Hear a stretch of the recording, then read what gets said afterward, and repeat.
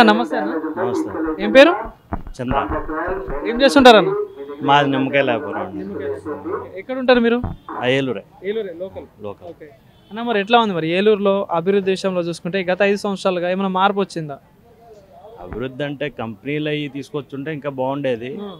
రోడ్ల పరంగా రోడ్లు డెవలప్ చేసి ఉంటే ఇంకా బాగుండేది. సిటీ పరంగా అయితే కొద్దిగా డెవలప్ అయింది, కానీ వాస్తవంగా కంప్లీట్గా డెవలప్ అయితే ఇంకా చాలా బాగుండేది. అంటే ఏలూరుని స్మార్ట్ సిటీ చేస్తా అని చెప్పడం కూడా జరిగింది ఇప్పుడున్న రాష్ట్ర ప్రభుత్వం. మరి ఏమైనా అయిందా అట్లా? ఇట్లా స్మార్ట్ సిటీ అయితే ఇక్కడ నుండి రీసెంట్గానే హైదరాబాద్ షిఫ్ట్ అయిపోయాను. షిఫ్ట్ అయిపోవాల్సిన అవసరం కూడా లేదు కదా. ఎట్లా ఉందండి ఇక్కడ నిరుద్యోగుల పరిస్థితి ఎట్లా ఉంది? ఎందుకంటే ప్రధానంగా ఇక్కడ ఇండస్ట్రియల్ తెచ్చి ప్రతి సంవత్సరం జాబ్ క్యాలెండర్ రిలీజ్ చేస్తా అని చెప్పడం జరిగింది. ఎట్లా ఉంది నిరుద్యోగుల పరిస్థితి? చాలా దారుణంగా ఉంది సిచ్యువేషన్.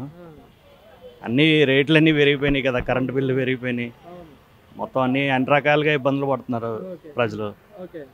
ఇప్పుడు అన్నా మార్పు దగ్గరలో చాలా ఎలక్షన్స్ కూడా రాబోతున్నాయి. సో ఎట్లా మరి ఏమైనా తీర్పు మార్పు ఏమైనా వస్తుంది? వచ్చే అవకాశాలు ఎక్కువ ఉన్నాయి. అందరికి తెలుసుకున్నారు 70% అయ్యింది.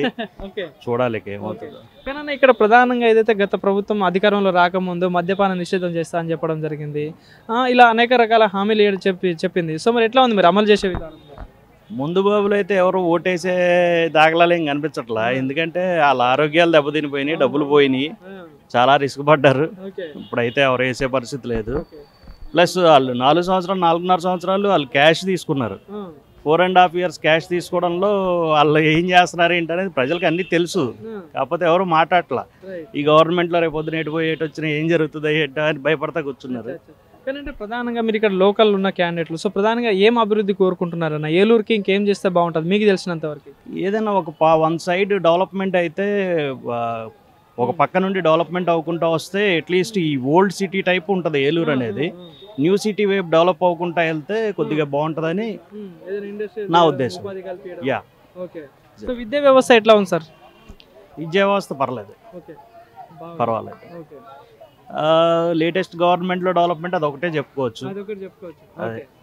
సో మరి చూసుకుంటే సార్ ప్రధానంగా ఏలూరు పార్లమెంట్ నుండి దగ్గరలో ముందు పార్లమెంట్ ఎంపీ ఎలక్షన్స్ ఉన్నాయి. సో అటు టీడీపీ కూటమి అభ్యర్థి నుండి మహేష్ కుమార్ యాదవ్ గారు ఉన్నారు, అటు వైఎస్ఆర్సీపీ నుండి సునీల్ యాదవ్ గారు ఉన్నారు. సో మరి ఇద్దరిలో ఎవరికి ఎక్కువ ఛాన్సెస్ ఉన్నాయి ఇక్కడ? అది మనం అసలు వాళ్ళిద్దరూ ఈ ఊరోళ్ళు కాదు నా ఐడియా.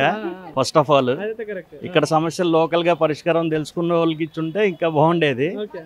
ఇది క్యాస్ట్ పాలిటిక్స్ అనేది ఎప్పటికీ మంచిది కాదు. అది ఒక క్యాస్ట్ బేస్ చేసుకుని వెళ్ళడం ఇవన్నీ నా ఉద్దేశం. అది ఇప్పుడు ఎంపీ ఎలక్షన్స్ అంటే సెంట్రల్ లో అధికారం ఏదైనా డిసైడ్ చేస్తుంది. సో మరి ఎట్లా మరి ఉన్న గవర్నమెంట్ ఎట్లా అనిపిస్తుంది? మోదీ గవర్నమెంట్ డెవలప్ అవుతుంది స్లోగా. లాస్ట్ 10 years లో ఇప్పుడే స్టార్ట్ అయింది డెవలప్మెంట్. ఇంకా ఇది కంటిన్యూ అయితే బాగానే ఉంటుంది.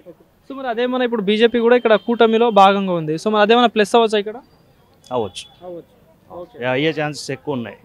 ఎందుకంటే సెంట్రల్లో గవర్నమెంట్ కూడా సపోర్ట్ ఉంది కాబట్టి. యా, అవ్వచ్చు. థ్యాంక్ యూ అన్న. Thank you.